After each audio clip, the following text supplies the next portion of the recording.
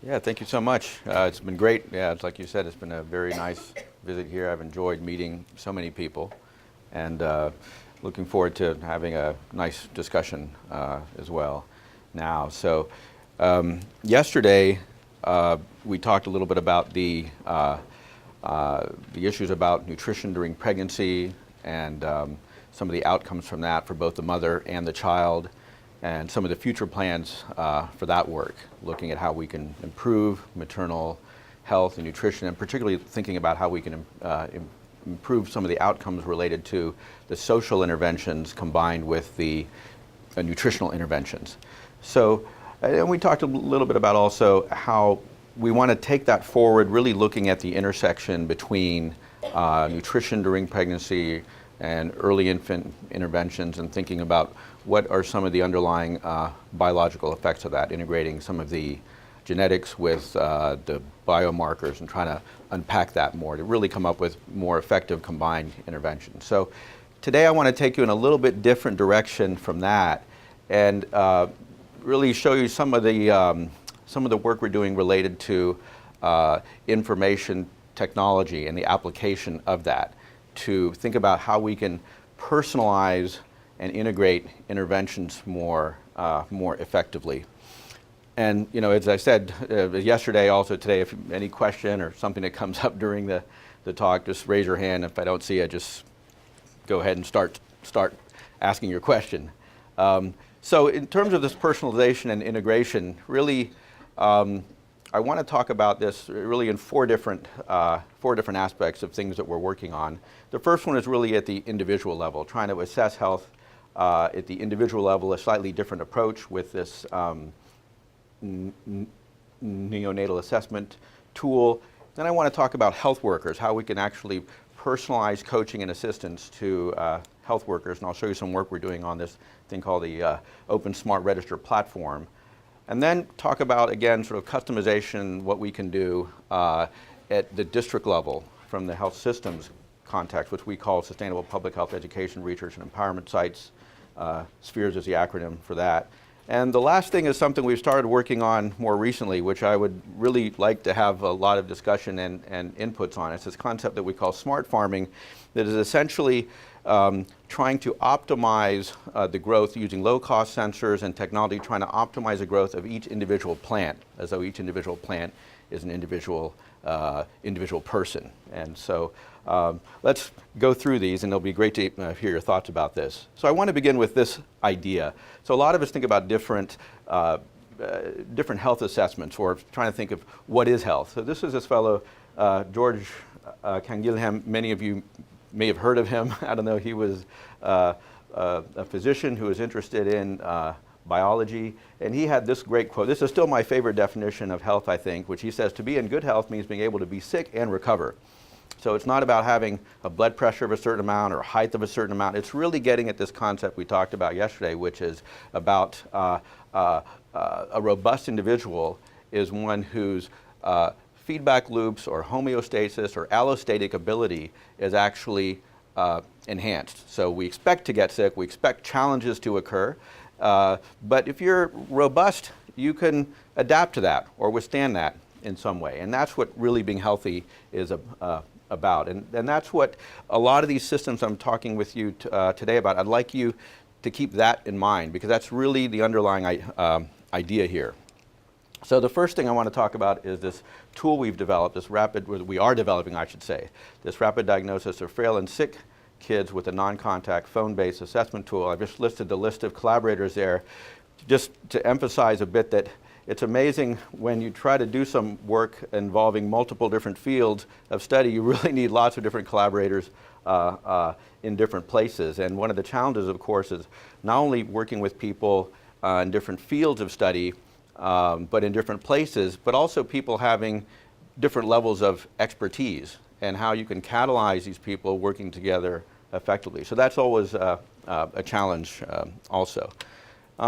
Just as a reminder, as far as child survival is concerned, most mortality, I showed you this survival curve yesterday, most mortality is really occurring in the first few days after birth, and typically in the first 72 hours, in fact. And after that, the first 28 days of life. So one of the challenges is really being able to identify kids that are at risk early on. And the current assessments are things like the APGAR score. We looked at some of this yesterday. The challenges there, of course, is subjective. You need some clinical experience. Then there are these other ones, the SNAP-2, the SNAPPy-2, and the CRIB.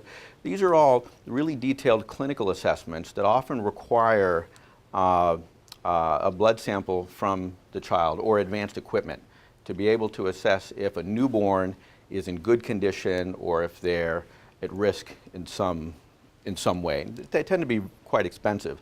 There is this IMNCI, Integrated Management of Neonatal and Child Illness, which is this process whereby you teach health workers and parents also to recognize if a child seems ill or not.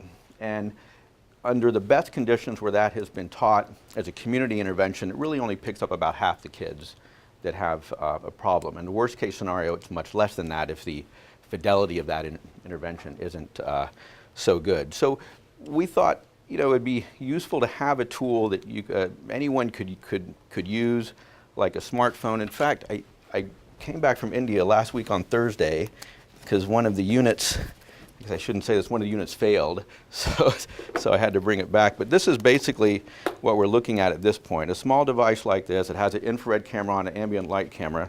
I don't know if it's charged, but you can get an idea of the size of that, at least. I'll pass that around. If someone wants a iPhone, let me know. But our strategy was this, therefore, then. We thought that we wanted to take a non-contact approach to assessing a child, to assess newborn physiological characteristics, because these are the things we feel are easiest to assess and being able to process that information in some way, and then use some more advanced analytics on that. So the simple signs that are assessed that a lot of people look at, really, the heart rate, the respiratory rate, and even in the IMNCI, these are some of the key things people are looking at, not the oxygen saturation. But certainly the temperature, the anthropometry, the respiratory rate, these are key parts of the IMNCI algorithm. So our idea was, can we assess those things and then apply some advanced analytics on that? So not just look at the heart rate, look at the variability in heart rate. Heart rate variability is known to be something that is reflective of the general integrated feedback of the child. So the heart rate variability is the beat-to-beat interval of the heart. It's not the heart speeding up or slowing down when you're doing exercise or you're asleep or something like that. It's the beat-to-beat interval, which is the result of a integration of the pacemaker of the heart through endocrine feedback, blood volume flow, innervation from the brain, all of those things. So if you have heart rate variability that's very high, turns out that's not so good. If it's low heart rate variability, turns out that's not so good either, because it means you're not really integrating all this information. So we thought that's something that we can look at also. Variability in respiratory rate as well. And I have this SaO2 coherence. So basically oxygen saturation coherence, meaning that even across all these signs, that if you measure those, again, from this concept of the feedback, that if your temperature is elevated, or let's say your respiratory rate is a certain amount, there should be some compensatory changes in the other signs also. So the idea was, can we look at those, that coherence, and is that a better indicator, more sensitive indicator of health? And then the thermal differentials between the core and the limbs. So this is just taking some of these simple ones and looking at them a bit more. And I showed you some of the stuff yesterday on the anatomy. We're also looking at the movement of the child, how smoothly they move, or if they're moving their eyes, or how they're moving their eyes. So that was our strategy. So there was a paper published in 2010, which we were really excited about, where someone, this group at Stanford actually went to an intensive care facility where they had a lot of kids, and they just started to look at the recorded information on those kids, and they took a machine learning approach. And what was really exciting to us was they came up with a score they called a physio score that turned out to be highly predictive of these outcomes. More so, in fact, than the APGAR, the SNAP-2, or the SNAPPy-2, or the CRIB. And what was really exciting for us was that they had identified many of the same characteristics that we thought would be useful and important. So we thought, wow, this is great evidence, very encouraging for us to go ahead with this. So we were able to write a grant and get some funding. And we decided that what we could do is have a device, non-contact, and take an approach of using basically video analysis of both infrared and ambient light images to extract the heart rate, the respiratory rate, and several of the other things. So this is just showing you a diagram here, for instance, for the respiratory rate and some of the things you can do. With an infrared camera, now these things are amazingly inexpensive.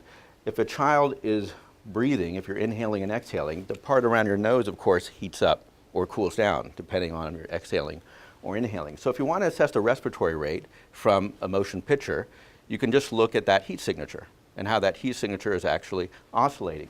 So you can see here, you can relatively easily get the respiratory rate on the child. Likewise, each time your heart pumps, blood rushes to your surface, changes your skin tone on your surface, and you can detect that with regular ambient light. If you're taking a picture of that, you can actually extract that information. So from a video, you can actually get a lot of information. It turns out, if you look at the delay in the pulse you detect on the face compared to the chest, compared to the arms, right? That's an indication of arterial tension, not blood pressure itself, but arterial tension, because the pulse wave, right? There's a propagation of that from the heart to the hands and the legs and to the head. So you know how far that is, so you can calculate what's the arterial tension on average, and you can look at the changes in that. So there's a lot of information off a video that you can get that is more than you would think. And in fact, probably on a camera that's filming this, you could look at that and you could see what my heart rate is now. And if it was pointed at all you in the crowd, we could zoom on each of your faces and probably detect the same thing. And one fascinating fact is that when this has been done in crowds, it turns out that people that are sitting next to each other tend to normalize their heart rates to that local group sitting together. I'm not exactly sure what the mechanism of that is, but that tends to happen. So the idea behind this vital sign monitor, therefore, was to essentially make a device where we could very easily capture regular ambient light video of the baby, an infrared image of the child also, create a cheap device where you could actually capture that, and then extract from that right on the phone, because the idea was to link this in with a smartphone, and be able to calculate the heart rate, respiratory rate, blood oxygenation, thermal differentials on the face and between the core and the limbs, and look at some of the facial features, asymmetry or not, certain other features that have been identified associated with a newborn child having difficulties. And I showed you yesterday some of the analyses actually of the palm lines. And so to get that information and have your output be the conventional signs, the vital signs of the child, which are always useful to have, but then create a vital score, which is essentially the integration of that information, showing how it's internally coherent in some way, and take a more advanced analytical approach to come up with a score of essentially the regulatory ability of that child. So that was the idea behind this. And now we're at the point where we have a simple device. We were actually early adopters of this FLIR infrared camera that we got luckily in advance of when FLIR put it on the market. They've been able to share with us their APK for the programming, so we've been able to do some advanced work on that. And now we've set up in India a intensive care ward where we're getting real-time data on the kids from actual assessment of the kids, their heart rate, respiratory rate, and so forth, and taking these images and being able to extract the heart rate and the respiratory rate. So early on, our first role was be able to validate, are we getting the information on the vital signs that we believe we should be getting? And so far, it looks like we are. We've recorded data on around 120 kids or so. So this is what we're looking at. The next phase on this is to actually deploy this in the field and see if, in fact, the neonatal assessment that we get in the field is predictive of the health of that child, both at that time and in the future. So the advantages of this approach: we don't need a blood specimen, no direct contact with the child. The assessment is basically independent of the gestational age or birth weight, because what you're trying to do is just assess what we think is the health index of the child. So you'd like to know the gestational age, it's not necessary. We think it'll detect, based on what's already been published about changes in the heart rate, changes in the patterns of heart rate variability. We think we will be able to detect subclinical infections. It's a very portable device, and you're leveraging existing technology. So that's an iPhone with a commercial product that's available. Now there's an Android one that FLIR is going to be coming out with pretty soon. We'll also be an early adopter of that. And we believe unskilled workers can use this. That's our goal, is to be able to just provide this to someone unskilled, they go out and use that in the field. So key opportunities, I think, for collaboration on this going forward. Be very interesting to deploy this at several different areas in the world, maybe places where people here are working, other sites in India, other countries. Here in the US, it would be interesting. It'd be interesting to add more to this, actually. It turns out the radar gun technology that is used for your car speeding, it turns out applied to a human, you can actually see changes in the heart movement. So there's other things you can look at in that context. That would be very interesting to do. We've started doing some work on 3D constructions of children, the faces of the children, not only looking at 2D images, but 3D images. So there's so much you can actually do with this and build on this that would be very interesting. And there's quite a lot of statistical work, advanced analytical algorithms that would be useful to collaborate on. And I know there's lots of people here that are working on that in the statistics department, probably in the engineering department also. And I think particularly what we're interested in is what's the application of this for adults? So I talked a little bit about blood pressure, right? So what about hypertension? That's something we can look at there. For diabetes, there's lots of things you may be able to look at with respect to colorimetric analyses, maybe through augmented use of this together with some other diagnostic test. And of course, in pregnancy. So this is for the kids, but it'd be very interesting to apply this to pregnancy also, just looking at how is the health during pregnancy, how that's progressing. Again, the woman shows up, you do a snapshot of her, that information is available. It'd be also interesting to upload this, the videos that you're taking. If you can't get the advanced analytics done on the phone, if you want to do something more advanced, can you upload that to a server in some way? So that's, any questions on that? That's basically where we are on that at this point. Yes? Are there any issues with consent and taking videos of newborns? Have you guys had to deal with that at all? Yeah. So I mean, in this particular case, of course, since it's a study, there is a consent. I think that when it would come to the point where you would be using it, you would have to have a situation where you weren't actually, unless you had their consent, where you weren't keeping that video in any way, that was just stored, analyzed, and gone. Unless they consented, that look, you want to do this. And that's why we actually favored the idea that you would use this to be analyzed right there on the phone. And one of the challenges, actually, this has been a very interesting challenge. Most of these analytical algorithms, if they're available, they're not available in the language that you normally program on the Android platform, Java.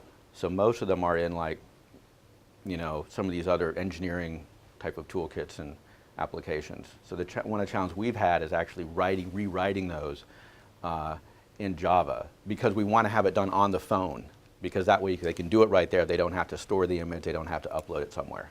But yeah, that would be an issue that it might come up. The other thing is using it as a diagnostic device, right? Because there's a whole nother set of approvals for that. So we were thinking of it initially as really using it more as a referral device, sort of like a unskilled worker trained in IMNCI. Just saying, look, they would do IMNCI, decide whether that child should be referred. If they were not referred, then they would apply this tool to it, and then they would say, well, this suggests maybe there's some concern, you should see a doctor. So that would be an initial application of it. Good question, yeah. Are you going to follow these kids up to see the prognostic ability of these? Yes, exactly. So that's the idea. Once it's validated that we're getting the right signs, the vital signs, as it should be giving, then it would, well, first we would look to see, is this associating with time to discharge from the neonatal intensive care unit, our calculation of their health score. And then it would go to the field if that had prognostic value. And then, yeah, you would be, when a child was born, an agent would go there, take these videos. And of course, if they identified the child was ill by some other means, they would give a referral. And even by this means, they would give a referral. And then you would just, follow them up over time and see, is this health score predictive of, is it more predictive, I should say, compared to the normal assessments they would do, like birth weight, like some of the other assessments. So that's the idea behind that. Yeah. How long does the video have to be before you can get a vital score? Oh, great question. Very good question. It depends on what you want to get and how accurate you want that to be. So what it's looking like now is that at least a minute, but closer to, I would say, 1.5 to 2 minutes. And mostly because of the respiratory rate. And especially because it turns out, the variability in these things is where you're getting a lot of information from. And so the respiratory rate variability is one of the more challenging ones, because if of course, if the child is moving, even if they're not moving, various other things that might be affecting that. So that seems to be the most challenging one, actually next to the oxygen saturation. So oxygen saturation, turns out non-contact is very difficult because of interference from ambient light. So that requires some more advanced processes with flashing lights, and anyway, I don't want to get into that in detail, but that's what affects the length of the tracing. Yes. I may have missed this, but so far we focused on the opportunities for neonatal assessment. What about adult? Yeah, so adult. So it's interesting that someone from Becton Dickinson, another person from Toshiba approached us. And the Toshiba people, this was really amazing. They have this concept, I don't know if it's out yet, this concept of what they call the smart home, where they're actually selling and building smart homes. So they wanted this device integrated in with a reflective, you'd go into the bathroom in the morning, look in the mirror, and this camera would be there. And it would do all your vital signs and so forth. For adults, they felt the application for this was for adults, basically, just for routine assessment. So and I think it does have value for that, and I think what would be really interesting, and again in that context, is being able to look at some of the chronic diseases. Of what's the pattern related, to that. Yeah. Have you encountered any congenital heart defects? No. I mean, that would be an interesting thing to look at. Presumably, you would be able to pick up some of those just from looking at the pattern of the heartbeat, especially the photoplethysmography. Essentially, what this is doing is photoplethysmography from a video. So from that, in principle, you would be able to pick up some of those. We're not specifically looking for that, because we're not looking at the shape of that waveform yet. But that would be a great thing to look at. If you're interested in that, that would be that would be a great thing to look at. So let me show you the next thing, actually, is what we call the OpenSMART Register platform. This was a consortium that we formed about 9 months ago, essentially with led by the World Health Organization, I should say, ONUS Systems, which is a programming company in Kenya, software development company, a great collaborator at Johns Hopkins, Alon Labrik, some of you may know Alon, and at IRD, Amir Khan has built a beautiful organization in Pakistan that does a lot of IT work and health work, really amazing work. So that's our core group, really, and then we have these country-level teams in Indonesia, Pakistan, Bangladesh, and in India. I'm actually the PI for the India site and the Indonesia site. And the idea behind this is that frontline health workers collect a lot of register information, right, on their papers. Some frontline health workers have, 10 registers they're filling out, 20 registers, and this information is hardly ever used. And so the question we had was that, can we create a product, a platform that enables them to use that register data in a smart way so they can manage their clients. So if they have a pregnant woman coming in and she's supposed to receive iron supplements, did she get that? Is she on time or not? Is her weight gain during pregnancy adequate? All these different things that she normally should be tracking, but may be difficult to track. And so this is this slide basically emphasizing that a lot of data but it's not really being used. So it's a huge wealth of information. They spend a lot of time collecting this data, very little time actually using it. So we started with this work here in India, not here in India, here in India, and developed this initial platform for use here. And let me show that, let me just show it to you because it gives you an idea of what that actually is. So we have a short video on that. See if this works. Oh, great. The Smart Register Platform, or OpenSRP for short, is an open source mobile health platform that allows a frontline health worker to electronically register and track the health of her entire client population. It was originally developed for nurse midwives in a rural India setting and covers the entire reproductive, maternal, newborn, and child health, or RMNCH continuum of care. OpenSRP combines emerging best practice mHealth strategies, such as automated reminders, decision support, multimedia counseling, and automated reporting, all in one place. At the center of the platform is the Smart Register. Here you can see the 5 Smart Registers using the initial OpenSRP deployment. EC, which stands for Eligible Couple, Family Planning, or FP, ANC for Antenatal Care, PNC for Postnatal Care, and Child for Child Health Services. The number in the top right corner of the register shows you how many client cases are in the register. The Smart Register mimics the look of the health worker's traditional paper register. One client is listed per row, and client data is entered according to pre-specified column headings. The health worker can switch between the different service modes in the register to view all the health service information for a client.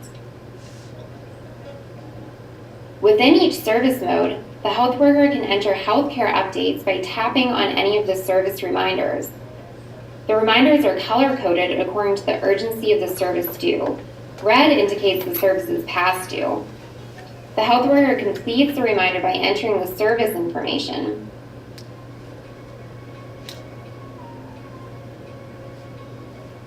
And the reminder turns green to indicate it was completed. While providing services, the health worker can rearrange her client list in whichever way best suits her current work needs. She can sort her client list using the sort option. She can filter the client list by village.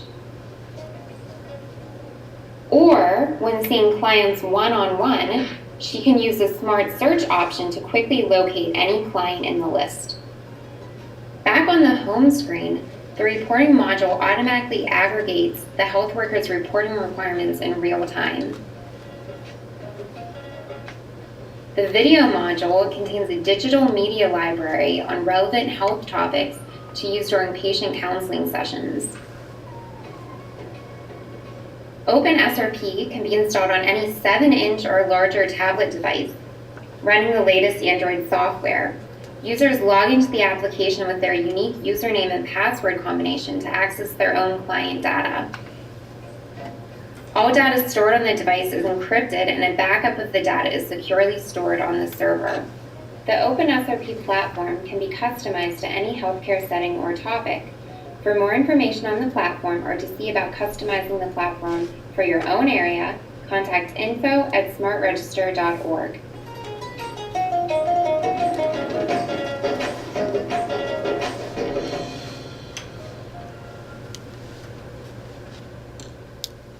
Okay, great. So that gives you a nice overview of that. And where we're going with that, so currently that's undergoing a randomized controlled trial with A&Ms in northern India, in the district of Koppal in northern Karnataka.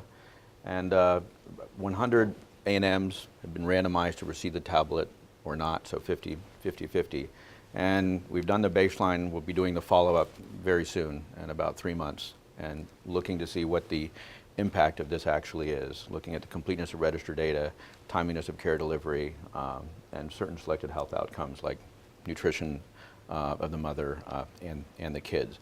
In Indonesia, we're further adapting this for deployment to add more carefully nutrition tracking and assessment, the mother and the kids, staff supervision, this head, heart, hands approach that we have developed. We're adding to that also early childhood development tracking and intervention. And we're building into the platform a interface allowing you to actually acquire data from the previous assessment tool that I showed you, and also other devices that people are using in health clinics to do automated blood pressure, so that way that can be automatically uploaded onto the platform. And what we're planning there in Indonesia is a randomized control trial in approximately 30,000 couples, planned for 2016, to actually assess the impact of this technology on maternal and infant health and nutrition. This would actually be a survival trial looking to see whether or not mHealth intervention like this on the provider side results in mortality assessment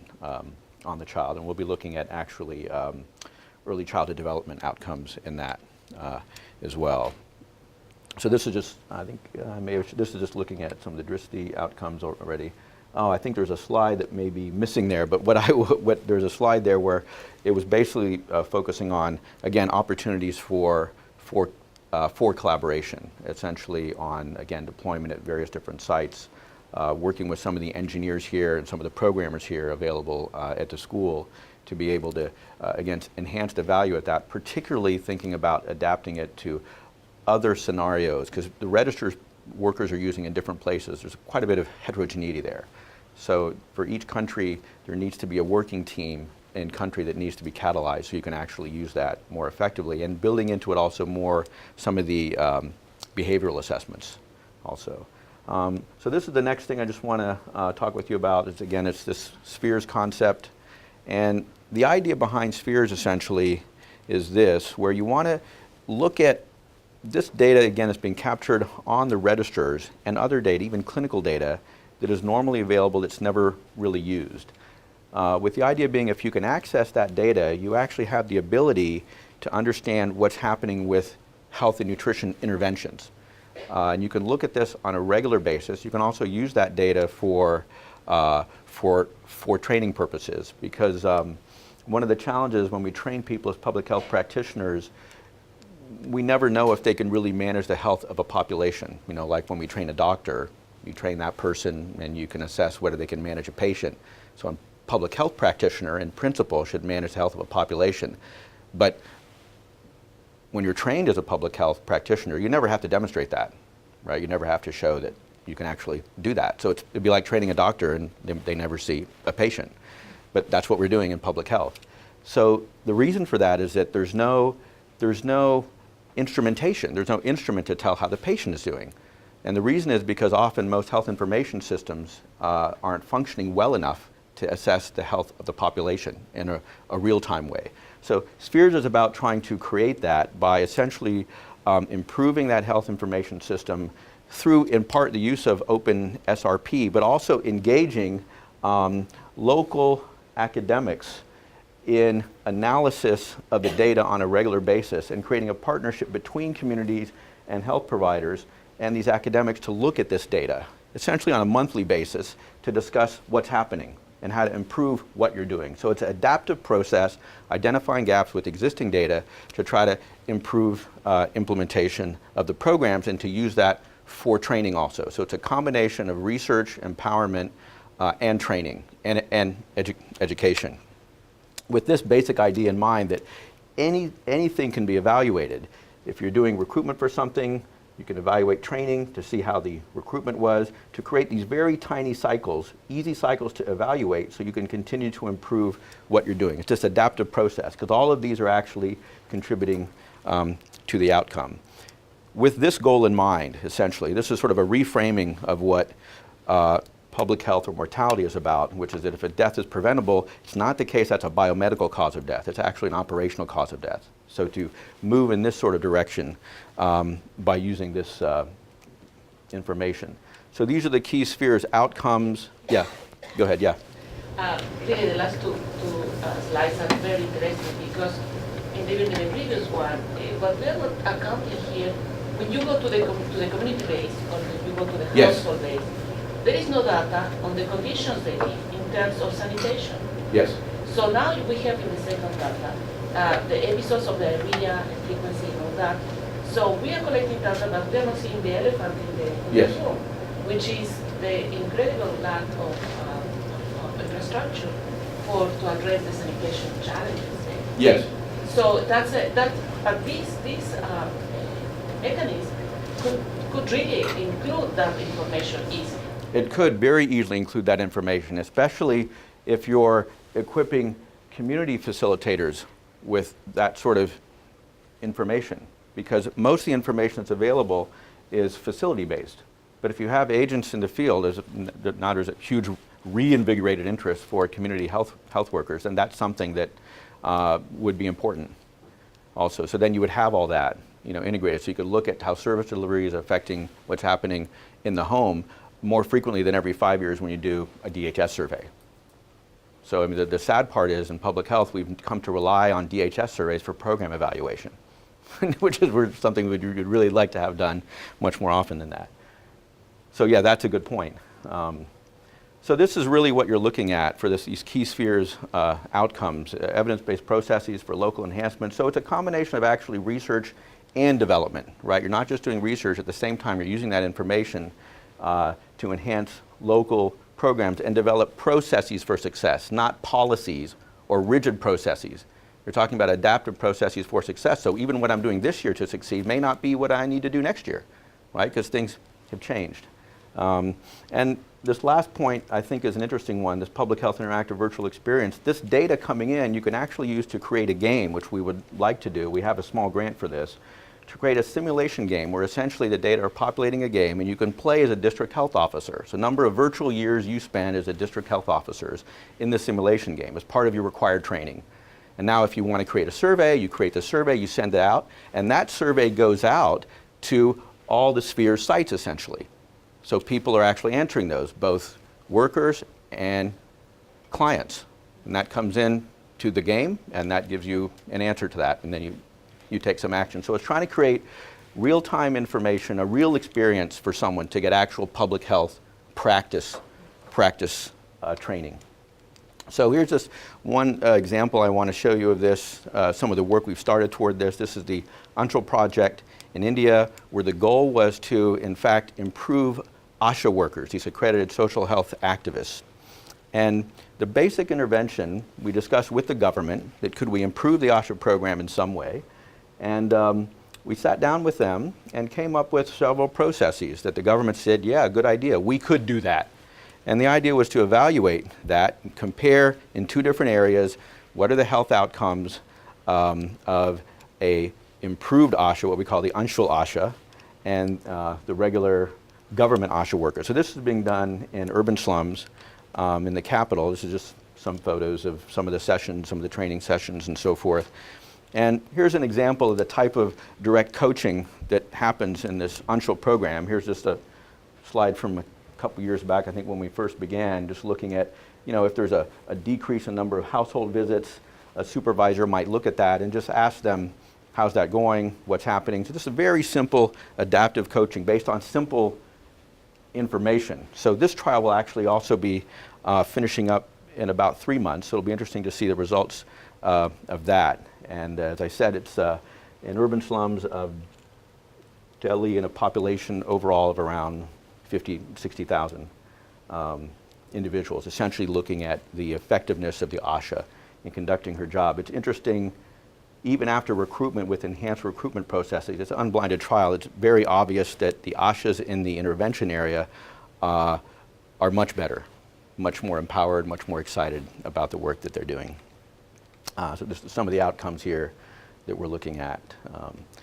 So let me skip over this because there's another thing I wanted to show you, but just to say that we're doing the same thing with Anganwadi workers in India, and here's a very interesting example of what happens when you first start doing this.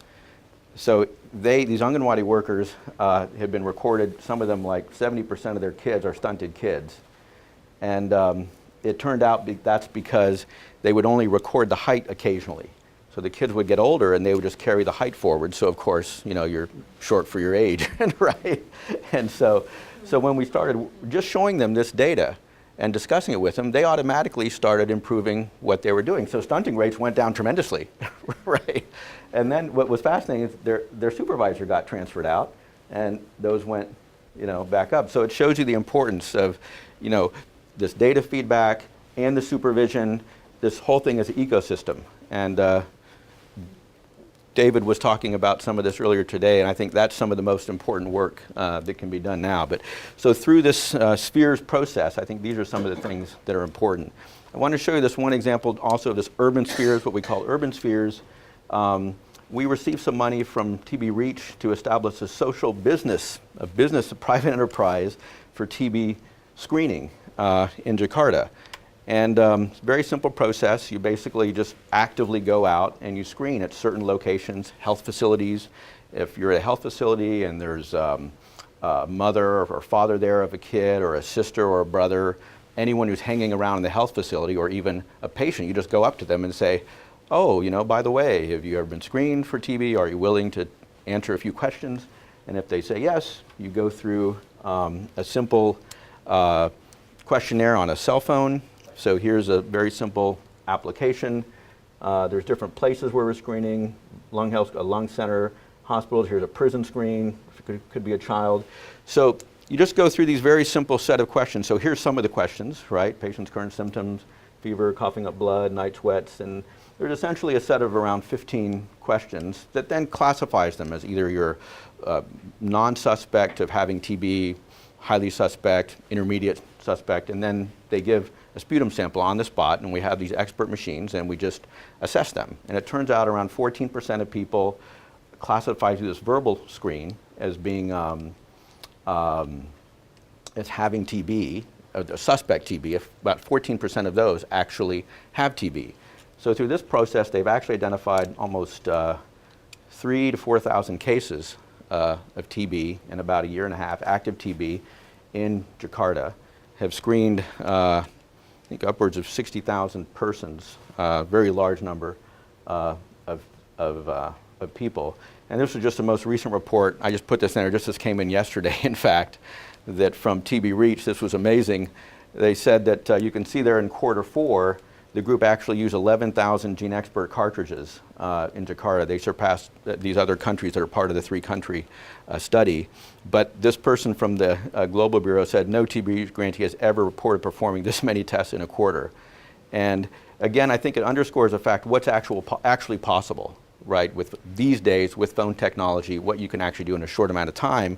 The potential here really is overall with the big data approach, and specifically for TB, is to piggyback other things onto that, right? Now you can ask them questions, create an urban cohort, ask them questions about NCDs, other problems, behavioral issues, a whole variety of things. And I think that's where the real potential in this is, all across the whole spheres, is this big data approach toward program implementation, really focusing on the tendencies of individuals, clients, and the workers themselves. I already talked about this. It's unique training in public health practice, unique training opportunities for that. And again, these are platforms for interventions, nutritional interventions, diagnostic studies, behavior change at scale. And I think that's where there's really a lot of potential, because we're moving away from, I think, large-scale randomized control trials into interventions or evaluating the context of a program. Having a good counterfactual, but in the context of a program. So I think this offers the opportunity to do that. The last thing I want to talk about real quickly, this is our latest, maybe a little bit of science fiction, but we believe this is possible. We started developing this. It's called smart farming. It's looking at the nexus really between farming and nutrition, and farming as a agribusiness, really through homestead food production. We have these 2 sites in India and in Indonesia where we're starting to develop and deploy some of this. And I'll show you what the concept is in just a second, but our basic goal is using low-cost sensors and controllers to enhance homestead food production, quantity and quality of food that can be made. And we came up with this challenge. The statement that started this whole challenge is number 2, which was that a family of 4 persons can grow all their food on 1 hour a day. And someone said, is that is that possible? And 4 or 5 of us were sitting around and we said, yeah, of course it's possible. We had no idea, but we're saying, yeah, of course it's possible. And so we said, well, let's see if that can be done. And then we wanted to also create opportunities for micro agribusiness, not large scale, but entrepreneurial, small scale agribusiness as a way of, again, enhancing livelihoods and to foster sustainable farming, green farming, low resource utilization, and organic farming. This last idea, telefarming, I'll tell you about a little bit later in about 7 minutes. And what make this possible? So a lot of amazing recent advances in technology. You saw some of the stuff that we were deploying early on, but sensors for soil moisture, pH, NPK values have become very inexpensive now. I showed you low-cost ambient light and infrared imaging, which has tremendous applications. These experimental development boards, Arduino controller boards, again, very inexpensive. You can just buy them off the shelf. You can program sensory input plus outputs to various actuators. And you can actually buy a Raspberry Pi board microcomputer for $25. That's an open source, embedded, programmable computer for $25, if you can imagine that. So you can do all sorts of complex image processing on that. And of course, you can have powerful smartphones to interface. And there's also low-cost robotics you can get. And you can see that little device there. I call that an agrobot. I'll tell you why we call that an agrobot in just a minute. So these are the sorts of things you can do on plants, like on humans. Okay? So here's an example of a plant. On the left is infrared image that's been infected on the right side, the right side of that leaf with a pathogen. I think that was a bacterial pathogen at that point. And you can see that the ambient light image can't see that much different, but the one on your left there, you can see that the infrared image is showing that this plant is suffering from a infection. It turns out the breathing pores on the bottom of the plant, the bottom of the leaf, are affected by the infection, and that changes the temperature spectrum of it. And you can look at whether the H2O is adequate, the wilting patterns, again, through these same sorts of analyses. So there's a lot you can do now with plants. So here's a conceptual framework of the smart farming. Basically, you have a set of cameras, you have a set of sensors, cheap sensors that are in the soil throughout the field, essentially detecting the microclimate, sending this information up to a smartphone, or it could be a Raspberry Pi. That smartphone then is calculating for each plant, what's your environment, what's your growth, are you healthy, what do you need, and then sending information to a specific actuator, dispensing a specific amount of H2O or fertilizer, enhancing the microclimate for that plant, customized care for each plant, basically. And so this is what we're looking at, the opportunities. Can we create heteroculture, right, which is the opposite of what we did for the Green Revolution, in a sense, right? We said, let's make monoculture, let's make a single genetic plant, single environment, and let's grow agriculture like that, right? That was the goal. So we went to different strains. So is it possible that you can use heteroculture where each plant is different genetically, using local varieties even, and you can optimize the growth of that in real time because you're getting daily continuous microclimate adjustment for that plant. And in this context, actually establish a agribusiness framework, improve the nutritional value of the plants themselves, and change farming to a smart occupation, not a lower class or lower grade viewed occupation, but something that in fact is a greater skilled occupation starting with young people. And I think really establishing a working group of engineers, plant scientists, nutrition scientists, I say business scientists also, I believe that is a science business, to really look at this in a careful way. Now, what is the telefarming? I'll leave you with this idea. The same day that we said you can grow all your family of 4 can grow all your food on 1 hour a day, someone said, I said actually, that why don't we let's do something related to like e-immigration in the sense of you can plug someone in the into the global economy. So telefarming is actually that once they master farming like this plot can be here in Ithaca. And the person managing it with their phone can be in India. So someone in India is growing food on a plot here in Ithaca and selling it locally as locally grown organic produce, where they can plug into the global economy, make $8 per cabbage head compared to 50 cents per cabbage head. So that's sort of the long-term idea, one idea behind that. So I think I'll end with that little bit of science fiction there. And thanks so much. I'm happy to answer any questions on that.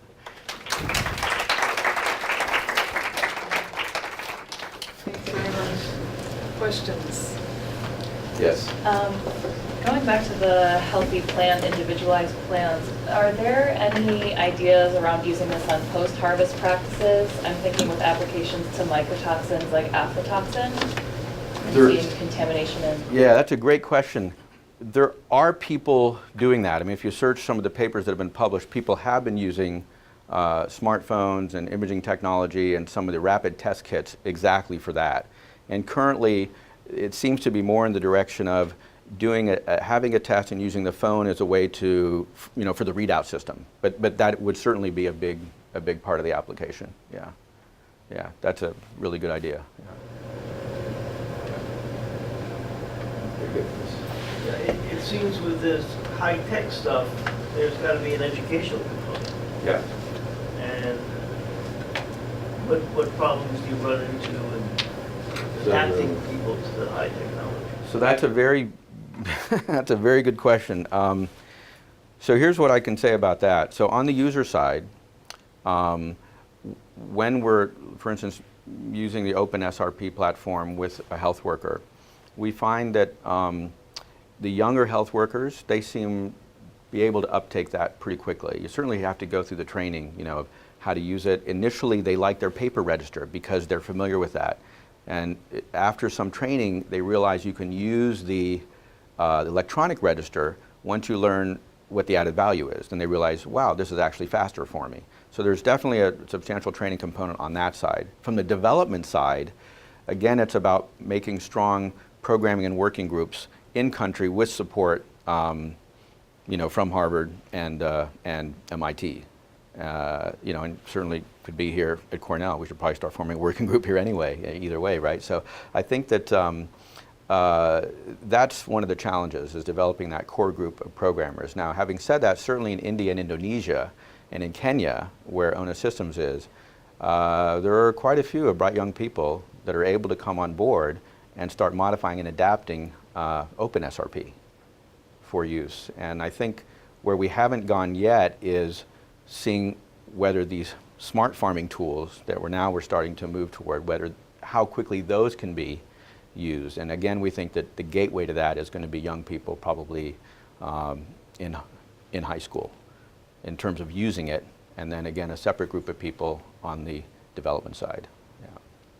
That's the key. I mean, for all this technology, it always comes down to the humans anyway, right? So, and I think a lot of the e-health and m-health stuff has failed because they have not paid attention to that. And that really is the core of it. You can't deploy a device and have it do anything at all without, good support on the training side.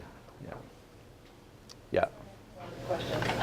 So in some healthcare applications, they put iPads in the hands of nurses, and they found that there are a lot of errors in that transition. And I was just wondering if you've looked at those errors and sort of accuracy in the field. Yeah, there are a lot of errors. It comes down to how you do the programming for the entry, what kind of checks you have there. So on critical items, they'll enter something, that box will get grayed out and they have to re-enter it. And then when they match, then it goes on to the next one. So there's certain key things that you have to do that are sort of part of what we used to do with double data entry, but you don't want to double data entry the whole thing, so only on certain key things. And then what you do is you have algorithms that are scanning through that data, letting you know certain patterns that appear to be linked with low fidelity of data entry. And then you meet with that person and you start, discussing with them and how to improve that. So there's a whole set of tools. What's fascinating about all this data, this big data and stuff coming in, there's a whole set of tools on the back end that are very different from what we normally do, the way we normally do the field work. And that requires a lot of development and customization for each site because there are different idiosyncratic patterns. Yeah. Yes, you had a question. Well, I would just mention that in recent trip to India, they are not doing that precisely because this is very new. Mhm. But what they are doing is to using the cell phones to the small farms, very remote, take a picture of the problem they have, and they send it to the research center. Yeah. And the research center has the capability to get information from the Netherlands, United States, Yeah. or other universities in India. And Yeah. they get back to this farmer, and they have already a bunch of videos that are telling them what to do, what to mix, how to treat. And then eventually, an extension person can follow up. Yeah. But then what they are finding is that they can help 25, 30 farmers and without the extensions. Yes. So they're getting ready. That's a great idea. That's a great idea to do that. And So what is the problem that the expertise is already very well established? yeah. Because it's our research centers in universities. I mean, we were very curious. There's part of this, there's a server backend part of this that is actually a crowdsourcing approach where, you know, this images can come in and you can send them out to people, experts, or it could be other people. And one of the questions we've had is what level of person, can you train, you know, a high schooler to look at an image and say, oh yeah, it's this, you know, and I think in a lot of cases you probably can. But that approach you're talking about, I think, is a good one. I mean, all those things help to inform, you know, what you can automate and so forth. So, yeah, David. So there are many sort of abandoned great ideas in development because equipment fails, whether it's a plow or a well handle, and there's no maintenance infrastructure for it. And even some universities have difficulties with IT support. Yeah. Very good. We're in relatively stable environments. Have you thought through what would be Yes. So the idea is to be able to do these things. Most of these things can be done. The idea is to have it available with off-the-shelf components and have everything available locally. You know, there will always be some things that maybe won't be available locally, but those will be off-the-shelf components. So you're adapting, like for instance, these actuators. There are locally available drip irrigation tools, you know, devices available. So the idea is you would just have a controller that would essentially be a throwaway device that you would clip onto that. So if it fails, you know, the system would actually tell you that this is failing, but you'd have to replace it. And it would have to be low cost enough and built into the budgeting of this that it's actually feasible. So those cost considerations, I would say those remain to be worked out in detail. But the idea is that we wouldn't use any customized device. Everything would be off the shelf, including the sensors. And so even whatever we could get would be available, you know, in India or Indonesia. You know, that's what we would use. But that's a huge consideration. Absolutely, yeah. Yeah. So you'd have to develop this, pilot it, see how it goes, what kind of problems, you know, and plan for that. Yeah. Yeah. Yes. Good. Okay. Yeah. Good. So just thinking about sort of the charging of the iPads, the various devices in rural settings where there is no infrastructure. You know, I assume that it may be solar-based, but how long do you need to charge your iPad for a community helper who uses in the field a phone or a sensor? Yeah, so of course if they have electricity, you know, they can charge it. In situations where they don't have that, usually they have access to electricity in some way. So again, when you deploy the device, all of them have to be deployed in a way where, you know, there's some planning around it. So if there's a place where you can charge it, you know, where you say, okay, you know, you do your job, and then you come to this central office and you charge it there. Or maybe they can swap that out. Maybe a supervisor visits you and exchanges, you know, the device out with you. So those sorts of logistics you have to plan for. And I think where a lot of the technologies have failed, again, it's underestimating the support that's necessary. These are just technologies. Humans make things successful. I mean, you know, frankly, you know, that's it. So you've got to always plan for that. And most of your budget actually has to go into that, not the little tool, yeah. Yeah, I don't mean to be disparaging about technology, but, you know, in the end, it's about the humans. Yeah, right. Yeah. Well, thank you again. I mean, it was Okay. great talk. Thank you so much, Pat. Yeah.